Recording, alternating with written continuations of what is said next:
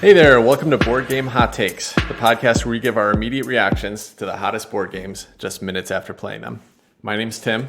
And I'm Adam. We're going to depart from our normal format for this episode, and instead of a hot take review, we're going to talk about board game reviews. We're going to talk a little bit about the format that we use, what works about it, what doesn't, and some ways we're going to try to make it work and make it better. But we're also going to talk about our 5 favorite board game reviewers, the reviewers that we lean on and listen to kind of make choices on what games we pick out. Hope you're interested, and let's get into the conversation. So, Adam, let me start by asking you a question. The way that our podcast goes, and when we're talking about a game, do you consider that a review? Do you think it has the trademarks of a review? I think it's a review, but kind of a different take on a review than a lot of board game reviewers out there. I like that first impression that we get. If it's a new game to me or a new game to the group, it's a feeling that not a lot of people talk about, is that first sense of what do you get from a board game. I do like how we do it, so I do consider it a form of a review. I like that we talk about the mechanisms that we realize, just the things that we realize and the things that stand out to us, and how that makes us feel. So I'm going to bounce that question back to you, Tim. How do you think of it? You asked the question, so I assume you have some more insightful thoughts than I do. Well, no, I've just been struggling with that the whole time. Since we started this podcast, we kind of came up with what the format was going to be. I really kind of consider what we do more just a conversation. Hey, we're some friends hanging out. We finished a game. Let's chat about it. You know, that's what it is, but we are still giving our thoughts on a game. We have a little bit of a unique take on it. I do think it has some of the trademarks of a review. You know, we're still giving our opinion. We're giving our opinion whether we liked it, whether we didn't like it. So there is some review there. But generally, I guess I just don't feel like I have the legitimacy to be considered a reviewer, right? So I'm happy to step away from that mantle and just say, hey, I'm just having a conversation. Right, I like that we're just like a couple like nerd friends that get together and talk about a game after we play it and how it made us feel. Right, I don't ever want to feel like I'm up here on a pedestal talking about why I'm so correct about board games. No, I just like talking about what was fun and what wasn't and what made sense to me, and I think that's neat. It's not so like formal, and I think that's part of the appeal to me, is we're not like, oh, check us out, we're the ultimate authority on board games. We're just like some dudes that talk about games that we like. Yeah, exactly. And we aren't the ultimate authority. There's a lot of games we've never played. There's a lot of people that have played more games than we have. That definitely there's a lot of people that can articulate better what works or what's good about games or why they're better designed or not, and things like that. So I get embarrassed at how bad I articulate like this sentence, for instance. So that's great. You know, we'll drop the mantle, but we do still say that we're doing, you know, our hot take reviews. So I guess let's talk about that. What is a hot take review, and where does that come from? Our whole plan for this was to make it easy for us to get in and record an episode every week. So we have our weekly game night with a small group of friends, and we just wanted to talk about the game that we played that night. We're calling it a hot take review because we're jumping into it directly after playing the game. And sometimes that means that it's the first time we've ever played it. So we're kind of giving our insights right after playing. We call it a hot take review because we're too lazy to put in the real work on an actual like in-depth board game review. Yeah, well, and I mean, honestly, we don't have the time for it. I don't, you know, like I honestly couldn't fit in, especially if we're going to put out a weekly episode, I couldn't fit in the amount of effort. Okay, so I've actually had a lot of reviewers, you know, I've listened to reviewers who are like, we play a game 6 or 7 times. We play a game at least 10 times before we review it. And that's awesome. I mean, I think there's a lot of value to that. We just can't do that, especially if we're going to be talking about games and as many games as we do and as frequently as we do. So part of it is just, it's not a possibility. And I think there's value in what they're doing by spending a lot of time with it. How important do you think it is, Adam, to have played a game many, many times before giving your thoughts on it? Well, I think there's pros and cons. For people like us that don't have much time, we're probably going to want to hear that first impression. Like, does the game make a good impression? There's so many games out there, and there's so many good games out there, and there's probably a lot of bad games out there. I think any game, if you like the theme enough, you like certain mechanics enough, you're going to find ways to like that game. You're going to be able to dig deep. You're going to play it again and again and again if you want to, and you're going to be able to find like the nuance and strategy and things that appeal to you, and you're going to be able to discover new things about that game. So I think any game can have those little nuances that you go and explore. And the way we do it, we get that first impression. I think we're getting better and better at seeing like, oh man, if on subsequent plays, I could see where this kind of strategy can emerge or this kind of strategy can emerge. So doing these kind of hot takes gives us an eye for what a game's potential might be. Whereas someone who does play games 6, 7, up to 10 times, however many times before they actually put a solid review out there, they do get to see like what emerges and the nuances and little intricacies of this and that of a game, and if it feels samey after 6 or 7 plays, or if it's different every time. So yeah, they do get the actual exploration rather than what we see after a first impression potential for a blossoming of a game after a certain amount of plays. So that to me is kind of the biggest downfall of reviewing a game after 1 or 2 plays. What are your thoughts about that, Tim? Yeah, and first of all, we don't always just play a game one time before reviewing it. Sometimes the games we're playing, the way we pick games really is we pick games that one of us wants to play that night. We kind of round robin who's picking the games for the night. And a lot of the time, the games we're picking are our favorite games. So it could be games like we played Everdell a few weeks ago that I've played over 100 times. So, you're not always just getting a first review, but sometimes you are. And last week was a really great example where we did Rajas of the Ganges.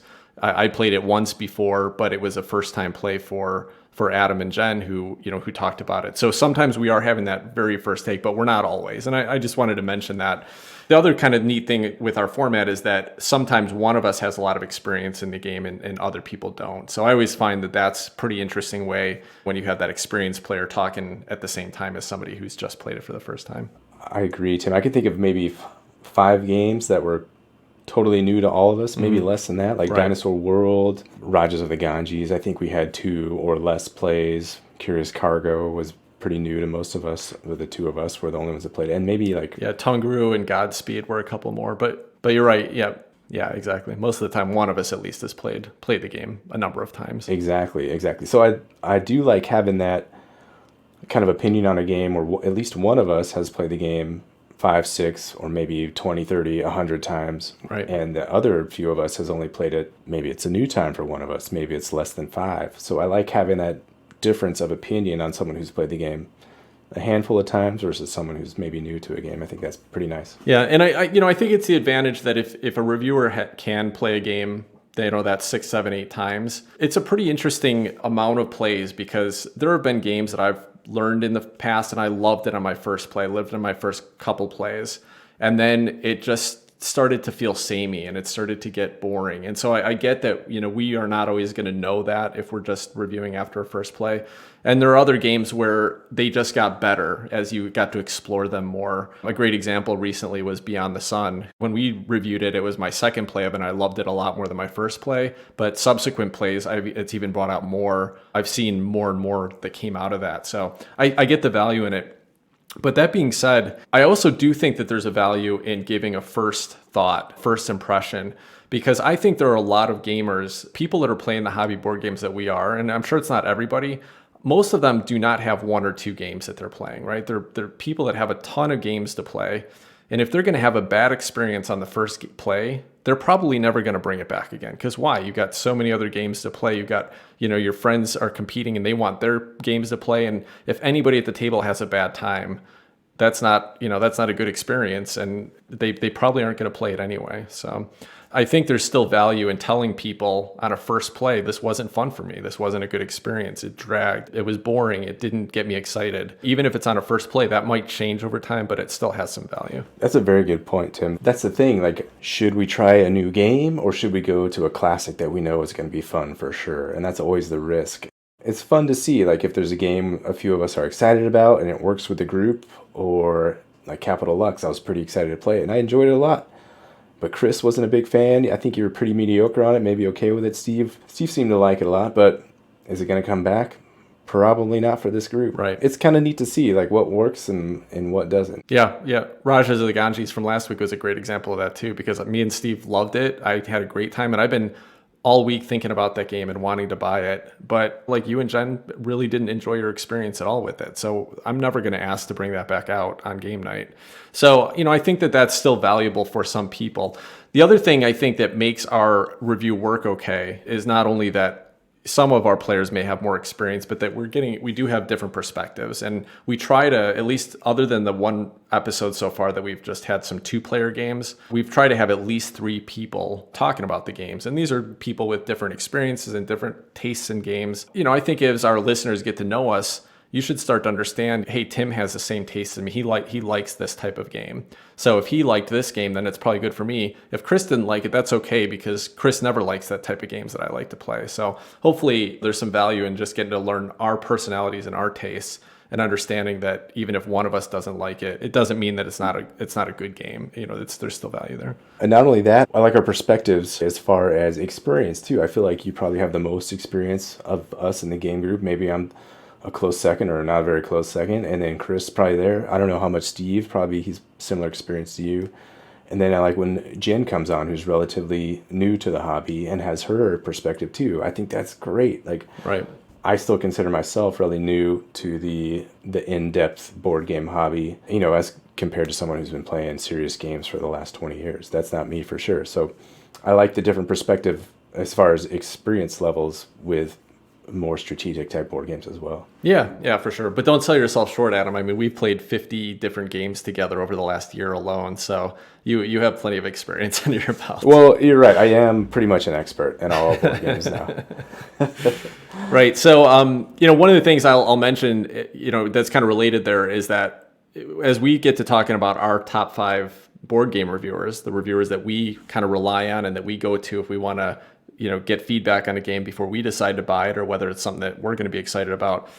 I find that I think when I go through my list, you're going to find that most of my list consists of groups of people that are reviewing it. It's not one reviewer, because I've consistently found that if I go to one of these reviewers that just reviews on their own, it's a hit or miss whether I'm going to agree with their perspective, and I think that reviews can be biased not only based on that one person's taste, but it can be biased on how good of a day they're having, whether they're hydrated, whether they got enough sleep, or they had to just play 4 other games in a row, or whatever. It happens to me, and I see it happen to our group. So I think that listening to one person's review that says, I didn't enjoy that game, it's a 6 out of 10, I wouldn't bother, I think that you're potentially missing out on some gems there. That goes back to the earlier question. One of the pitfalls with a hot take review, what if we're just having a bad day that day? Yeah. And we're sleepy coming in, and we're just like clicking through and messed up some stuff, and we're just like, I don't even care about this right now. I just got other stuff going. So yeah, the emotional state of, like, for instance, me playing a board game can have a lot of effect of, I don't want to say a lot because I want to hope that I'm being like somewhat unbiased, but I know it can influence how I feel about a game or experience that night for sure. So that's a good point. Yeah. Yeah, no, I think that's definitely true. And, I'll go back to last week's review of Rajas of the Ganges, which was, I could just tell, I know you didn't have a great time with it, but halfway through, Jen's like, when is this game going to be over? I just want it to be over, right? But what if we decided that we were going to play that game 7 to 10 times before we gave a review on it? Like, how miserable would that have been for her and for you to commit to that? And then what if you discovered 2 games in that you hated it, or 3 games in, and then you're kind of committed to us to suffer through another 4 games of it when we could be playing something that we actually want to enjoy and have fun with. So, or what if I hated it on the first 3 plays, and the 4th play I was like, you know what, this game's freaking amazing. Yeah, well, that's true. So, that can definitely happen as well. Although I don't think it's common. I from my experience, I've typically, if somebody really hates a game, at least after a couple plays, there's just ingrained negative emotions attached to it, regardless of what else happens. One other flaw, I think, of our format, which has definitely happened before, is that sometimes on a first play you get some rules wrong. I try at least to prep if we're playing a new game that we've never played before. I try to learn it really well. I watch how to play videos. I try to check rule books for things I'm not sure about. We try to share videos so that everybody's had a chance to at least watch a how to play video or rules, explanation or a playthrough or something. So we try to be prepared, but that on a first play, I can't tell you how many games I played, even when we weren't reviewing, where we got through the first play, and then later that week I was thinking about it. I'm like, I should check this one rule because something didn't feel right about that. And then you found out that you played it completely wrong the whole time. So that can also happen on a first play, or more likely on a first play, I think. I completely agree. It's one of the things I put on little, I don't know, call them show notes here too, is rules and mistakes. Mm-hmm. I feel like both of us, Tim, tried pretty hard to, if not watch a video beforehand, then one of us has a rule book open as we're playing and someone takes a turn, then we're like, well, not so sure about that. Let me go check that out, and then we'll try to correct it on the spot if we can. But then at least we're good. I feel like about going back and being like, oh, Blood Rage. If Ragnarok happens, then you should get 3 points this round and 4 points this round. And so, yeah, the rules mistakes can and will happen, and they're going to happen in the future. That can be an issue, but you know what? It can be an issue on a first play of a game, and then you'll catch it. But it could also be the issue on a 30th play of a game. You're like, oh my gosh, this whole time I've been playing the rule wrong. Yeah. And I still like the game enough to play it 30 times, so maybe it's not that big of a deal. But I agree. That's one of the things I have on my list as a big whoopsie for our format can shed the incorrect light on a game potentially. Yeah. Although I can't think of any times, even when we discovered an incorrect rule, where that rule would have changed somebody's feelings drastically, or would have changed their opinions, right? Where it would have made the game not fun or not work, or would have worked only because of that rule that we broke. So even though that can happen, I don't think it's typically probably having a major impact on our perspectives. Agreed. So one of the downfalls about our format, speaking of downfalls, I feel like we might miss kind of the emergence, or I can't pinpoint the emergence or the nuance, deeper strategies, or just certain discoveries. For sure. Or, the way cards might interact, or certain mechanisms might interact. I feel like that's something we miss big time on a lot of these kind of first take initial impression reviews. Do you have any thoughts about that? Yeah, I mean, I definitely do. There are definitely games where I find they get more interesting and more fun after multiple plays. But I wouldn't say that too often. Again, like if I've enjoyed a game on a first play, it just gets better as I get to explore it deeper. If I didn't like a game on a first play, it's very rare that I end up liking it later on. I agree. I don't think we can maybe share with people what the most exciting parts are, what there is to explore sometimes on a first play. You don't get to experience how the variability of the game feels. You don't get to experience whether it starts to feel repetitive. Like I said, it's positive stuff that you're missing, but it's also negative stuff. So yeah, I agree with that. I think that's something that we are potentially missing out on. Can you think of any examples? One that comes to mind for me is Everdell. I can tell that there's like lots of combos in there, and I missed tons of them on my first play, but I know they're in there. Just thinking about the cards more and more, and the different ways they work, in-game scoring, or comboing up during the game. That's one of them. And then Red Rising on the first play, I could tell. I mean, I think my mental state wasn't quite with it. I could tell that there was a lot of cards in there that comboed together, but my brain couldn't put them together on that first play. And then subsequent plays, oh yeah, this is how the game's supposed to work. I knew that it was there on the first play. I wasn't figuring it out, wasn't putting the pieces together, but subsequent plays, I found how they combo together and how it's supposed to work a little more. That's a couple examples I can think of that did that for me. Anything come to mind for you? Yeah, I would say there's a couple games that I've started to understand more on subsequent plays. One was Vindication, and we reviewed it on our second play, so we had already played it before. But I think that game showed me that it did have some more potential that I hoped it did after the first play. Now I know that wasn't a hit with you guys, but I think even Chris appreciated it more on a second play than he did, even though he was the one that hated it the most, just because he doesn't like that kind of abstract cube pushing type of games. It doesn't mean that it was a huge hit with anybody, and even I kind of felt after a second play that okay, it does have more to explore, but I don't think it's enough for me to want to keep going back to it. But that one definitely did. The opportunity to play a second time gave me a chance to kind of dig in a little bit more and see what the other options are. And then another one that surprised me, and I've mentioned already, but that was Beyond the Sun. And that was that after we played our first game together, and I thought about it that weekend, and then we were scheduled to play another one before the night that we recorded the podcast. And that whole weekend, I was just like not interested in going back to it. I thought the game mechanisms were interesting enough, but I was just so turned off by just the presentation of it. And I was feeling like maybe the mechanisms were not as interesting as they appeared on a first visit. And so it was fun to go back to that one a second time and have an even better time with it, and get to explore that as you got better at it, that the strategy opened itself up and you got more opportunities to do more interesting things. And that's continued to grow with subsequent plays. So that's definitely a game where I would have benefited from playing it 5, 6, 7 times first. If we'd reviewed it after that first night, probably would have even been more negative on it, than I was. I wasn't negative on it in the review, but I think I would have been in that first play. So Yeah. Definitely can happen. Now, so one of the things that we are trying to do here is, and you're going to hear it tonight for the first time, is we understand that there's some flaw with only playing a game one time and talking about it. So one of the things we're going to start doing is when we get back to a game again, we're going to do what we're calling a double take review. And that means that essentially we're just going to talk about a game that we've already played and reviewed, but we're kind of come back to it and tell you whether our feelings changed, what we learned differently about it. Just kind of a way to explore and let people know whether our first thoughts were accurate, whether they were way off, whether we liked coming back to it and whether it was worth it. So that's one of the things we're going to be adding in tonight. And I think you're going to see that coming back on a regular basis. It won't be a regular, we're not going to definitely do it every 6 months. We're going to come back to a game we played before. But when we do get a chance to come back and explore a game that we've talked about on the podcast, we want to bring our thoughts back into it, give you kind of a follow-up on that. So we're going to be doing that tonight with Eclipse Second Dawn for the Galaxy. So that's going to be our first double take review. But before we do that, we did want to talk a little bit about what we like in board game reviews and talk about some reviewers that do those things well. Give them a little bit of credit for inspiring us, but also helping us find some games that we really loved. So why don't we start with that? We're going to just go ahead and count down from our top 5. We'll be fairly quick about this, but Adam, why don't you jump in? Who's your number 5? My number 5. So you mentioned Beyond the Sun just now, and I believe it was Dan Thoreau did a podcast with the designer of Beyond the Sun and kind of went in depth on his kind of ideas for making the game.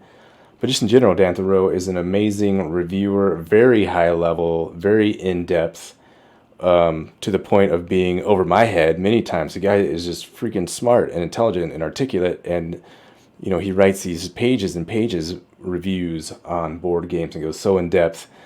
And sometimes I can make it through there. Sometimes I'm just like, this guy's lost me. I need to go look at a thesaurus and figure out what he's talking about and learn more about the English language so I can understand this guy. So if you're looking for very in-depth, high-level, I don't know if high-level is the right word, just very in-depth, intricate, well thought out, very articulate reviews, Dan Thoreau is the guy. Yeah, so that's a great choice. Dan Thoreau is, he only does written reviews, right? Has he done anything like podcasts or videos? He has a podcast as well, too. Yeah. Oh, he does? Mm-hmm. Okay, I wasn't aware of that.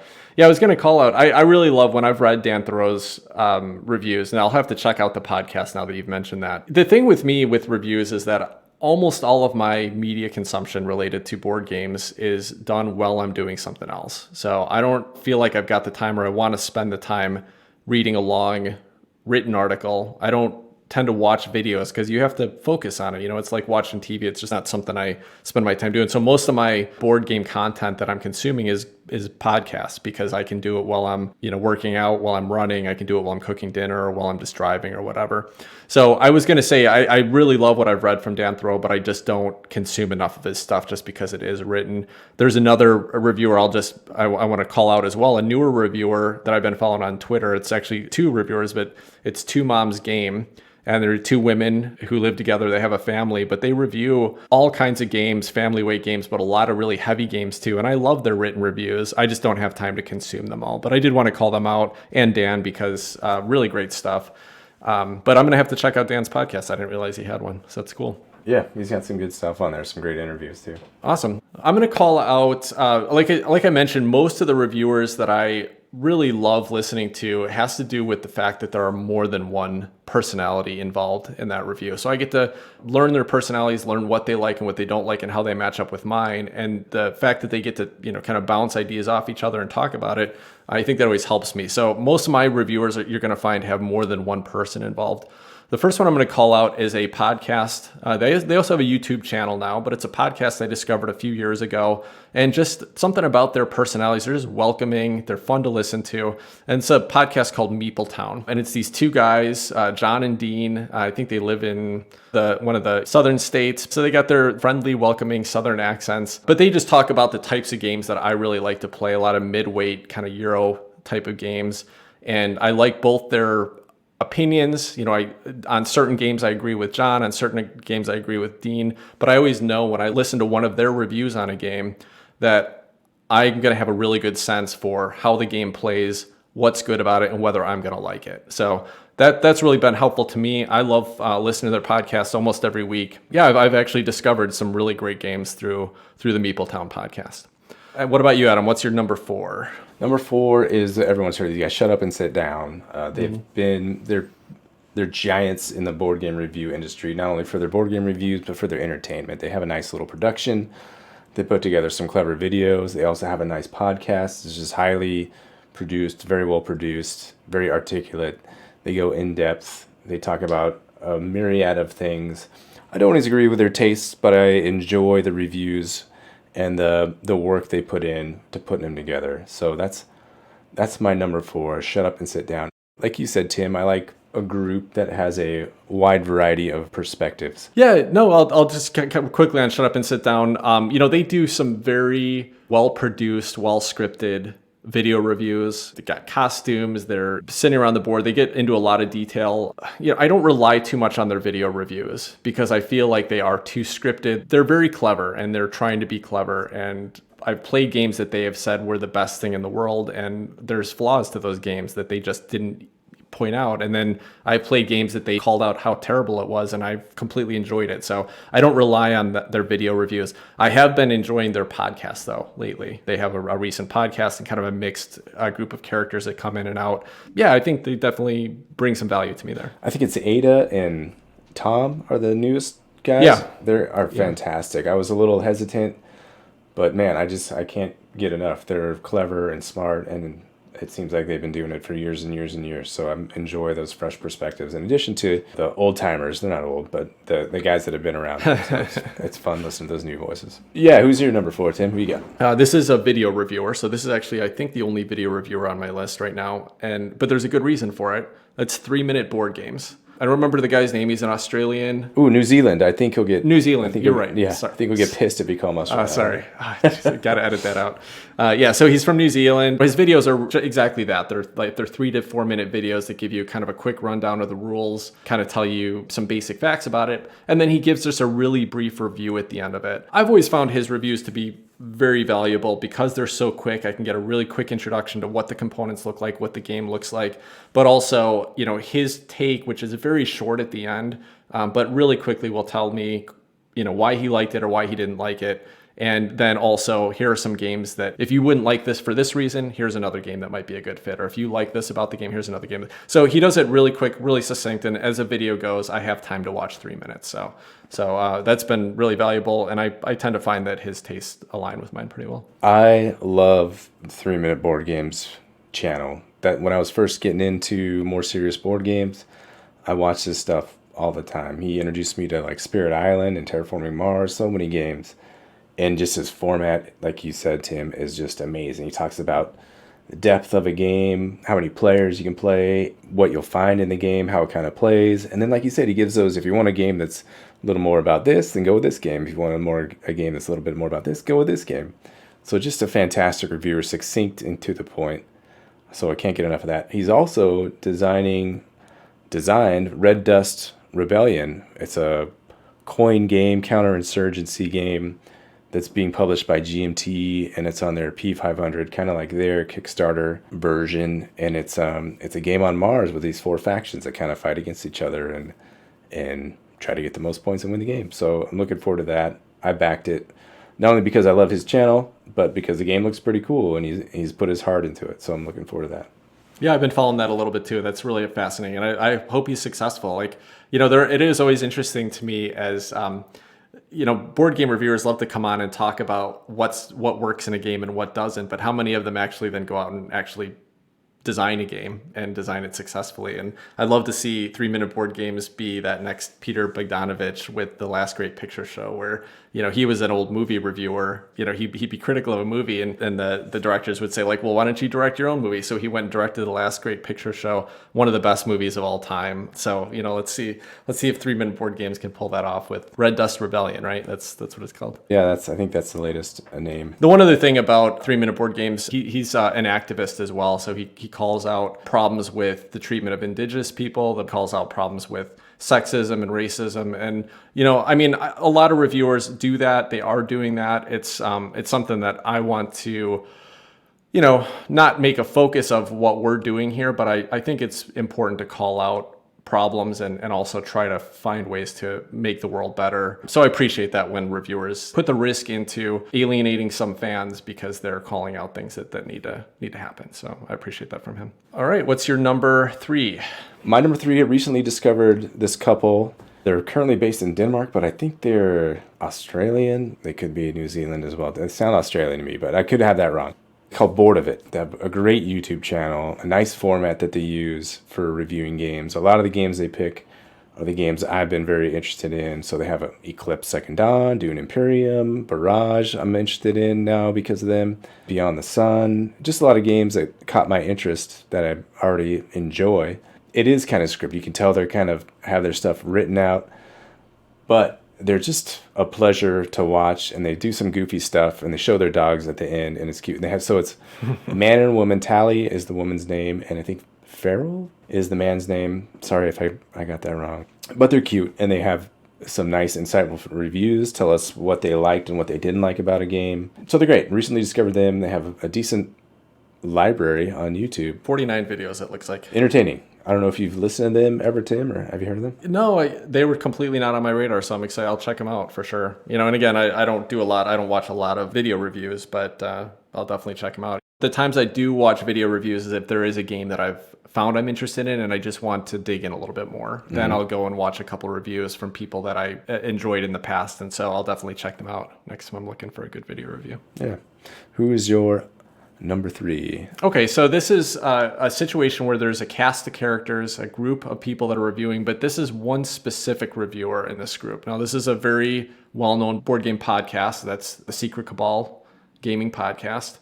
And I've been listening to, since I really first got heavy into gaming, this was one of the first podcasts that a friend of mine recommended to me. So I've enjoyed listening to them, gotten to know their personalities. It's a fun podcast.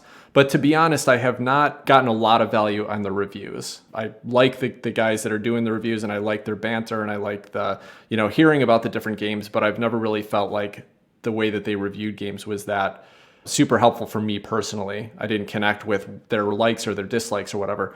But they just added another member maybe a year ago or right around there, a guy named Don. Don is great. He goes into a lot more detail. He's very articulate. He's very thoughtful. He really presents the good and bad. And I think he does something that with reviews that I try to do, and that is that even when he doesn't like a game, and you can tell he doesn't like it, and he'll talk about the flaws of it, but he's happy to say but hey, this just may not be the game for me, and here's why, but here are some really great things about it. And I like that. I appreciate that when somebody is not just going to trash a game and say, I hated this game, it's garbage.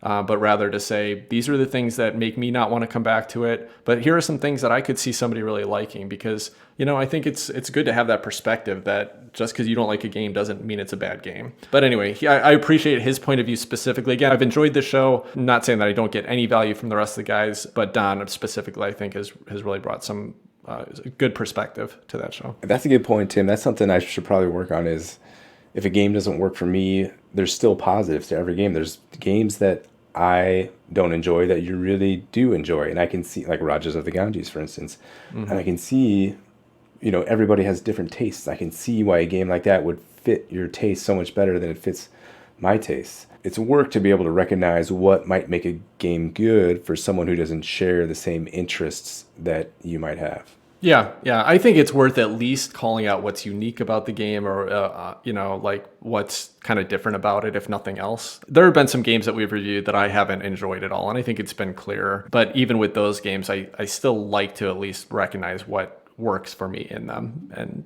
yeah, I think that's fun to do. Down to your number 2. My number 2 is Before You Play. And the hosts are, you know their names, Tim? Yeah, it's Monique and Naveed. Monique and Naveen, and they are relatively new to me as well, but they do some nice videos on YouTube, and I just enjoy their presentation and their dialogue with each other. They're just very relaxed, and the way they speak to each other is great, and they have a nice catalog as well. Before You Play has been kind of a new introduction to me, and one that I enjoy. Have you watched much of their stuff? Yeah, I'm a big fan of theirs. In fact, they're one of my go-tos. If there's a game I'm interested, I usually check to see if they've got a video first. And I like not only their reviews, and I like the reviews for some of the same reasons I was talking about Don from the Secret Cabal, but that they are very good about telling you when they didn't really necessarily like something, but also telling you what was good about it and who it might be a good fit for. They're rational, and reasonable reviews, but they also do really great playthroughs. So if you want to kind of see how a game plays before you even hear the review, they do rules teaches, but also playthroughs, which I appreciate. They've sometimes learned games off of them, and I've bought some games specifically because of their playthroughs and reviews before. So they're definitely a favorite of mine, and they're in Los Angeles too. So I don't. They're close to you, Adam. But when I lived in Long Beach, as I was really starting to discover, and this was early in the pandemic, and I was starting to think like, man, I want to get to be a part of the board game community in Los Angeles a little bit more. And so I was, hoping to make some connections with some of these LA based reviewers, but unfortunately I did move to Phoenix since then. So didn't get a chance to meet them at a convention or something like that, or a local game store, but seemed like lovely people. I would love to hang out with them, hopefully get a chance to meet them at a con or something at some point. But I've also interacted a bit with them on Twitter, and just super nice, fun people, and I love their reviews. They actually just became a part of Rodney Smith's channel, I believe, because he does teaches, but he doesn't do playthroughs.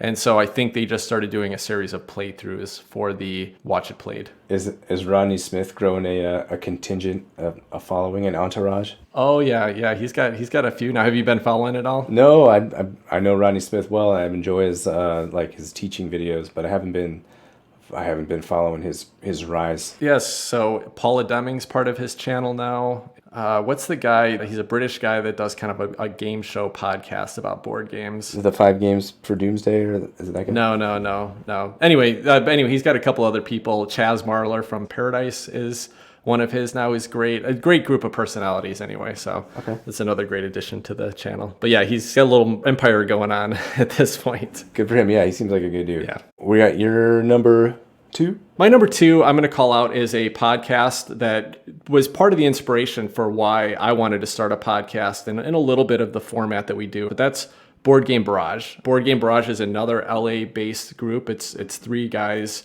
that were just gaming friends, and I kind of caught them pretty early in one of the earlier episodes, I think 4 or 5 or 6 or something like that, when I first started listening. And they just have a good rapport. They're funny. They're personalities that are, I think, very intentional. Like Kellen on the show, he plays the foil, he plays the bad guy, and so I think he wants you to hate him. They really are. I like listening to the reviews. They don't have the same tastes as I do, especially Kellen tends to be a little bit more focused on party games and auction games, high conflict. The types of stuff, if you listen to what I like about board games, are not my thing. But Mark and Neelan are a little bit more in sync with what I like. But when they talk about a game, it's always interesting to hear what they think about it. And I get a sense based on knowing their personalities, what they like, what they don't like, that if I've heard them talk about a game, I have a good sense for whether it's going to be a good fit for me as well. So I do appreciate their reviews. They get me excited about some games and turned off on some games. And that's what you go to board game reviews for. So. And don't forget about Christina as well. She has a nice perspective, and she's really into troops on a map style games, which is very much what I'm into. Christina, which is the blue tank from the group, right? Yeah, she's not in every episode, but she's been showing up more frequently. And I love her perspective as well. They just did their top 50 games of all time, and she was involved in it the first time this year, and it was fun to hear her perspective as well. Yeah. So that's my number 2. Okay, down to your number 1. Who is it, Adam? My number 1 is 2 Canadian dudes so very wrong about games, Mike Walker and Mark Bigney, and I found their podcast maybe when I was 50 episodes in, I think.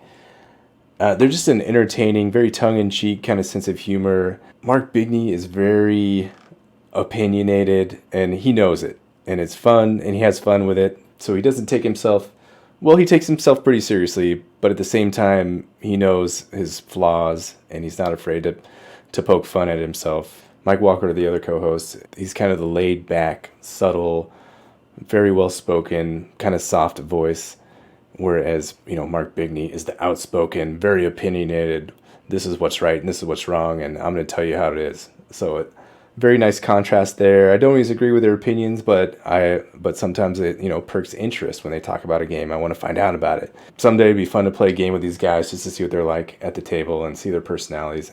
I always enjoy what they have to say. And Mark Bigney just seems, his knowledge about board games just seems, someone else said it, encyclopedic. This guy has been playing board games probably since he was like 2 years old, and he seems to know every single thing, and he can talk about, oh yeah, this board game, this is a total copy of this board game that was from 1972 and again iterated in 83 and back in 99. Just very fun to listen to those two banter back and forth about board games they like and don't like and stuff that's going on in Canada. Yeah, right on. You introduced me to these guys a few months back, or I don't know, 6 months. Who knows what is time this year anyway? But at some point in the past, we were talking about podcasts, and you mentioned them. So I started listening to them, and they're kind of on my regular rotation now. I don't listen to every episode, but when I've run out of some of my favorites, I flip over to them, and I always enjoy it. It's like you said, Mark especially is very opinionated, and I don't agree with his stance, for example, on luck in games. I just don't agree that luck cannot be a valuable thing in games. I'm not saying he always says that. I don't know if that's a stance, but from my most of the listens I've heard, that's the type of thing that he would be like, this game has too much luck. It's not balanced enough. Just things that I don't care about. So, but I do appreciate, like you said, his encyclopedic knowledge. These guys blow me away. Like, it frustrates me so much that I can barely put together a sentence when I'm talking on this podcast, and these guys are just can talk for 5 minutes as if it was written out by a established veteran journalist. I love it. I love listening to it. It inspires me. Wish I could be as smart. Right? They're really funny. They're really into dexterity games, which I don't really care about that much, and they're really into like those. I think they're called tabletop skirmish games, where it has a lot to do with like a line of sight and this whole little battle system. Right. Yeah, Warhammer type of stuff. Yeah, Warhammer type stuff that I've never had any experience with. Maybe they're awesome, but right now I don't have any interest in getting in. So they have some funny takes on stuff that I have no idea about, which is fun to hear their perspective. So yeah. All right, Tim, what is your number one? So my number one is a podcast that I have been listening to for several years. And the reason I had to bring them up is just that every time, I think they release an episode every 2 weeks, but every time one of their episodes comes up on my feed, I usually just pause whatever else I'm listening to and I start listening to it. That's why they had to be my number one. They're just the ones I'm most excited to listen to every time. And that's Blue Peg Pink Peg. Blue Peg Pink Peg, from when I was listening to it, it used to be a group of 4 people on the podcast, Rob and Christina, who are a married couple. And then it used to be Patrick and Jeremy. And then I think Jeremy left for a little while and they had another guy come in. Jeremy came back, but then Patrick retired. So right now it's Rob, Christina, and Jeremy. I think it's Jeremy. For some reason, I'm afraid I don't have that right, no matter how much I listen to them. Anyway, just a group of gamers about our age. I love the reviews. They have a lot of banter at the beginning of the episode, which I could skip over, but I listen to it because they're relatively funny. They do a trivia bit. But then they get in and they talk about a number of games. Why I wanted to call them out as far as an actual board game reviewer is that they have a deep dive review in every episode. And I always look forward to that because I know that I'm going to get 3 perspectives, well thought out. You get to know their personalities and what they like, what they don't like. They give a focus on production. They give a focus on gameplay. They give a focus on replayability. So it's fun. Without even seeing a game, I can listen to the podcast and know whether it's a game I want to pick up. That's a hard thing to do since so much of board gaming is about the components and the visuals and the physical game. So if somebody just talking about a game can make me excited about it, then I think they're offering a lot of service. They're offering some value for me and for my time.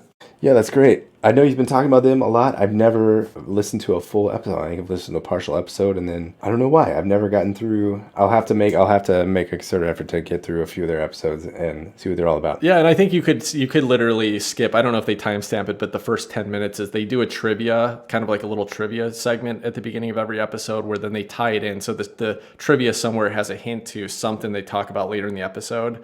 And then they give away prizes to listeners who can essentially link the two. So the trivia is generally fairly interesting. It's about some bizarre, facts that are going on. It's not board game related though. So if you're not interested in that, just skip over it, get 10 minutes into the episode and listen to the board game talk, and you'll probably enjoy it. Okay. Cool. Well, hopefully if you as listeners, if you were not familiar with all of those reviewers, give them a try and see if they offer anything for you. There's obviously a lot of other board game media, content creators, board game reviewers out there that we didn't mention.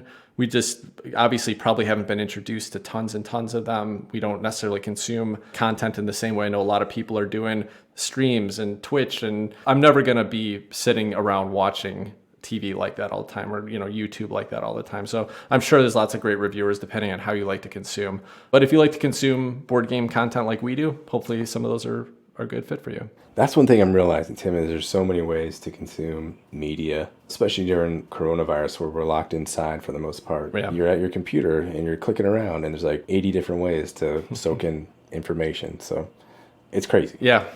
Plenty of stuff out there for everybody. All right. Well, that will wrap up our conversation about our top 5 board game reviewers. We're going to jump into our double take review right after this.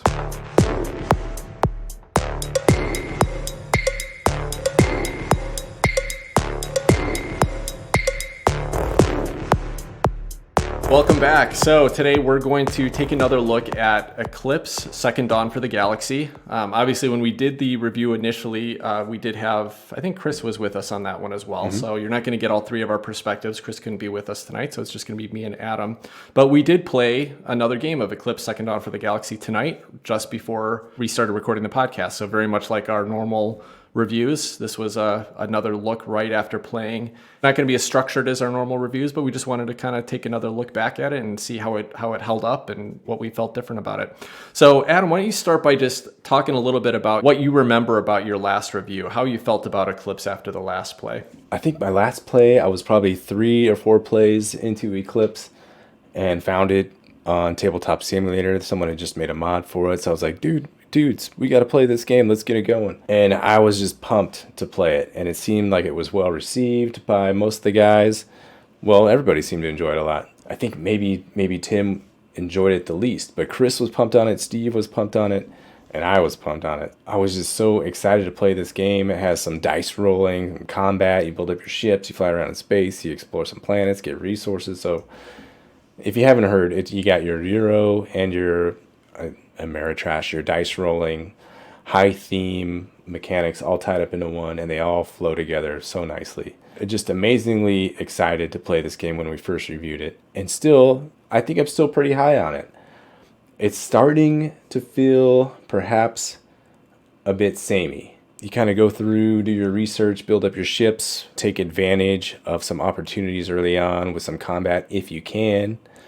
Otherwise, I just kind of stay safe and don't take too many risks until I can build up my armada and jump in at the end and try to attack either some center or some guardians, some ancients, get those points and get those reputation tiles and try to expand across as much territory as possible. So that's been kind of what I've been doing for the last 10 or 12 plays. I still enjoy that tons and tons. I would say it's starting to feel a little samey. But does that matter to me? Like it's still pretty freaking amazing just doing what it does. The excitement's still there, the tension's still there, dice rolling. I enjoy that aspect of it, playing the odds and see how the dice work out in your favor or against you, the excitement of the combat.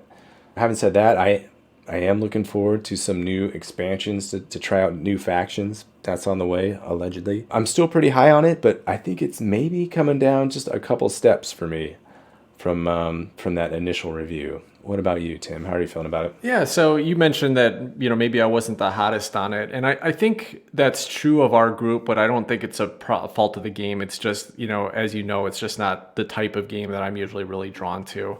High conflict, high luck. Luck is not the right. High conflict, but also I'll get into a little bit more about it. I did enjoy it. I have enjoyed it. I anytime someone asks to play it, I've always been happy to jump in and play it. And there are some games that I wouldn't feel that way about. This isn't one of them. I would pick this over, for example, Cthulhu Wars, which is, one of Chris's favorite games, has a lot of similarities. But I do think that the mechanisms of Eclipse are just more interesting to me. The building up of your ships, the resource management, so those are all good things. Some of the things that I had concerns with or complaints about in the past were that there's the potential for a lot of frustration, for a bad time for a player. And for two reasons. One is that there are some luck-based things that just, they can really impact your game. Like, I don't mind luck in a game when it's just like, okay, this turn didn't work out quite as well as I was hoping, but let's move on. This is a game, though, where bad luck, whether it's some bad exploration at the beginning or a couple bad combats, can literally take you out of the game and give you no chance at winning. And it's a long game. So to me, that's problematic. It doesn't mean that it's a bad time every time, and it doesn't mean that some people will ever care about it, but I just don't like to put people in that position where they might have a bad time playing. And I think Eclipse leads to that. On another play tonight, I don't think my feelings have changed too much on it. I won the game tonight. I had a pretty good run of it, so everything was going really well for me. It should have been the most fun play possible. I got to build up some cool dreadnoughts at the beginning and find some alien tech that made them huge and unstoppable, and then I went through a warp gate and took out somebody else's army. The problem was that I felt bad about what I was doing half the time. So, we had a new player joined us tonight, someone I've known for a long time, but he hasn't joined us for our game nights online for a long time. But he came in tonight just at the luck of the draw. He had started close to a warp gate, one of his first exploration tiles, and I randomly drew one on this, I think maybe third round. Flip over a warp gate. I happen to have this big dreadnought built up, which is unusual for me because I don't tend to go, heavy military early. But I had enough money to still do another movement. So at the end of that round, after he'd passed, really didn't have much else he could do about it. I warped all the way across the galaxy, came in, took out his militia, basically crushed him. And the whole rest of the game, all he did every turn was build up another ship and try to combat me and build up another, he just could never get anywhere with it. And his game was over because of some bad luck, really. So that's I think the flaws of the game, and they were there again tonight. And I don't love it. I would definitely have been frustrated if I was him. I can tell you that. I would have sat there for 2 hours being like, this thing happened that I had almost no control over. I'm just stuck trying to hold on. So I feel bad that he was in that position. My thoughts haven't changed too much. Still enjoyed my play. It's not a game that I think it's a game that lends itself to some people having a bad experience, and that makes me not want to bring it out. So that was kind of like your worst case scenario, I feel like, for Eclipse coming to fruition, where you had to beat up a guy, you had to beat up Brian and take him out, and it really was. His game was kind of over. He did have a couple close combats with you where he almost, one of his dreadnoughts almost took out two of your dreadnoughts, and it was just, there was a couple times where it was close, but that was just by luck of the dice roll, really. The odds were extremely against him. And all he could do was like build a dreadnought, put it out there, and have it get destroyed again. What else could he do? Not very much. Maybe he could have been more aware and not put that little warp portal, the warp gate, right near his stuff. But sometimes that other warp gate doesn't even come out the whole game. Right. So, I guess lesson learned, for Brian. And he claims it's his new favorite game. I wonder if that's still true after the play tonight. I'm sure it is. He seemed like he was having a good enough time. So. That's right. Yeah. The one other flaw I think I called out from it before was that the combat can just drag on. And again, I was in most of the combats tonight, so I got to be a part of it, and I still felt like it was dragging sometimes. So I still think, to me, that's a little bit of a concern. I know it's epic. I know there's those exciting moments when something good happens, but it can be annoying when two people are not even involved in conflict, have to see two people roll dice back and forth for 10 minutes before anything happens, I think. I agree, but those other people can be getting the tech tray ready. They can be doing their their upkeep phase. They can do all the busy work that needs to happen while the other guys are doing combat. So there's a way to mitigate the downtime, I think, if if two other guys are in combat.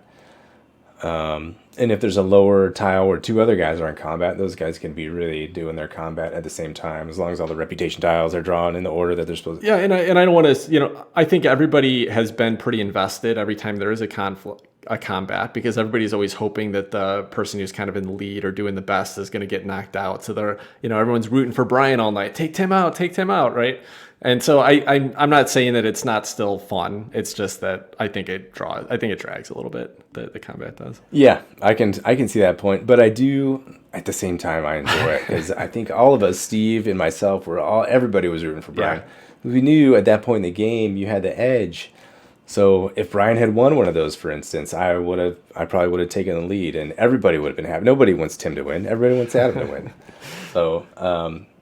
Well, he did get his butt kicked. There was a couple close combats, and everybody was pulling for him, the underdog. And if he had pulled it off, it would have just been celebration in the galaxy. Sure, yeah. Now, I want to go back to what you said about feeling a little samey, and I am starting to see that. But surprisingly, the game experience hasn't felt too samey for me. But it is interesting how the game tends to evolve pretty much the same every time, and the point range. Like if somebody's having an okay game, you're going to end up between about 27 and 32 points. Like okay to good, that's about where you're going to end up. And you can have like 2 or 3 people that are just sitting right there and it's won by 1 point or 2. Maybe it's just that one, the combat badge that got drawn out of the bag that you got lucky with, or it's a reputation tile, yeah. Or the reputation tile, or you just happen to build one more tech tile. I think for all of that effort that goes in, I don't think it's often based on just a really great gameplay. I think the game is very balanced to say like it's going to develop in this way and it's going to end up about this situation, with the exception that the people that are not doing well usually end up down in that 12 to 17 point range because they just got taken out of the game and they're not even close. Tonight's game, you had 32 points. I had 31 points. I think I've seen upper 30s. Maybe somebody broke 40 one time. But maybe that seems rare, but you're probably right. But so that last round, to pay for my upkeep, I had to pull an influence disc off a sector that was worth 1 point because I was $2 short to pay for my upkeep phase. So tight. You won the game by $2. Basically, that's hilarious too, considering how much like it seemed like I was dominating, right? And I got in so many combats and won all of them, and you didn't seem to do much the whole game. Like you fought a couple ancients. I don't think you got into combat with. Oh, you finally beat the GDCR at the end though too. I did. I beat the big bad guy, the base GCD Galactic. I don't know, GCDS, whatever it's called, in the middle there. Yeah. So yeah, I kind of. That's how it's been. If I can't win a combat, I don't really go for it unless it's a big one at the end that might give me a big swing or something. So I don't know. I feel like it's feeling a little samey for me, but at the same time, I enjoy it so much, and that's okay with me that it's samey because it's so fun. Yeah, that's cool. Yeah, but so for me, final thoughts here is that I'll never ask to play it. I don't think we've played it enough, and I know how it's going to go, and I think there's risk of it being a bad time for some people, but as long as you guys keep enjoying it, I will never have a problem playing it. I always like to see who's the faction I get, and then what can I do with them? What are the tech you get to explore? Sometimes, if I feel like I'm ready for it, I like the combat. Sometimes I like to just turtle up and stand back and let everyone else go at it. So still enjoy my plays. Yeah, I think it's fun. I like that you play against the players and not against the game. Almost whatever every other player is doing might have some consequences to the future of your own faction or point scoring. So it's a fun game I still really enjoy it. All right on. That will wrap up our second take review of Eclipse, Second Dawn for the Galaxy. And that'll wrap up the podcast for this week. Take care, everybody. Bye-bye.